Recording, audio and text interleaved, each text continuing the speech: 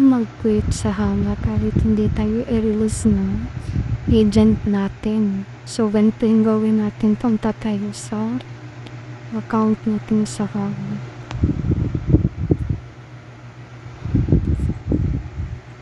Tapos, pindutin natin itong hosting tool.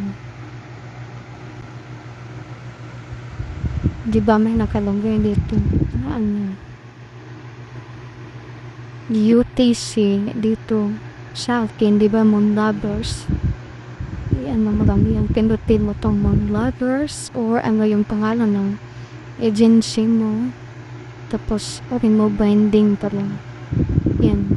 Automatic yan. After 7 days ay pwede ka nang mag-quit sa agency mo. Automatic na yan. Wala ka nang agent.